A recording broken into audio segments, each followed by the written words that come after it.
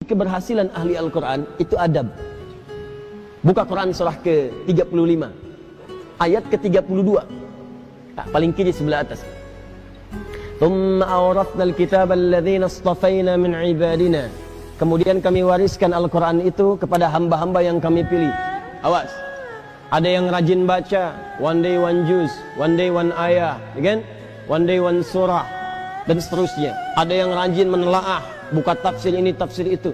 Ada yang rajin menghafalkan, ya, Masya Allah. Tapi maaf, apakah semua orang itu dianggap benar oleh Allah ketika berinteraksi dengan Al-Quran? Tidak. Ada 3 golongan. Faminhum zalimun li nafsi. Ada orang yang senang dengan Al-Quran tapi zalim orangnya. Rajin baca dia, rajin tapi zalim, tidak mampu menempatkan ayat Quran sesuai dengan tempatnya. Apa? Zalim itu menempatkan sesuatu bukan pada tempatnya. Ini penghapus, buat menghapus tulisan di papan tulis. Asalnya begitu, tapi digunakan untuk melempar orang misalnya. Nah, itu zalim namanya.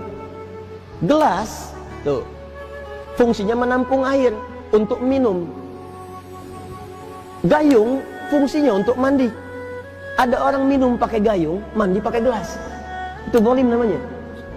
Ada orang sering ngaji, baca qul huwallahu ahad, katakan hanya Allah yang esa, hafal ayatnya, tahu maknanya, tapi tidak menempatkan ayat sesuai dengan tempatnya. Dia katakan di lisannya semua agama sama.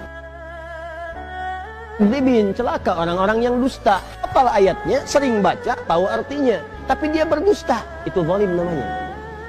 Jadi ayat-ayat itu tidak dipraktikkan dalam perilaku hidup, adab tidak ada.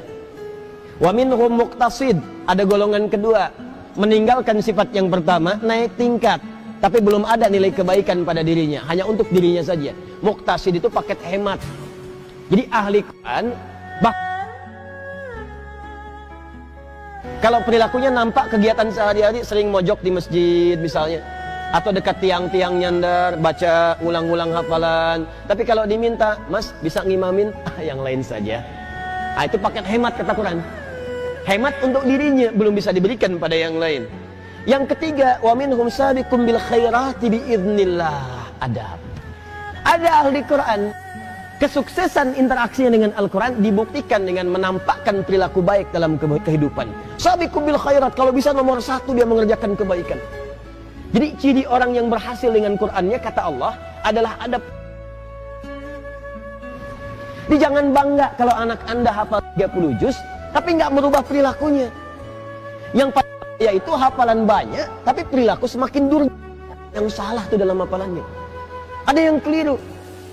Ciri orang tuh kalau sudah dekat dengan Quran, karena Quran itu baik, maka akan ada perubahan dalam dirinya. Minimal tuh sifatnya dulu lebih tenang, lebih terukur, lebih baik. Lama-lama jadi sikap, sopan, adabnya muncul. Kalau ada kebaikan pengen segera dikerjakan. Kalau lihat sampah di masjid pengen segera ngambil. Kalau lihat ini belum nyala pengen segera nyalakan. Kalau lihat saf kosong pengen ngejar safnya. Itu dorongan kebaikannya cepat sekali. Semakin tinggi kecepatan berbuat baiknya, ini menandakan semakin besar pengakuannya di hadapan Allah Subhanahu wa taala dalam perubahan kebaikannya. Jelas sampai sini? Baik.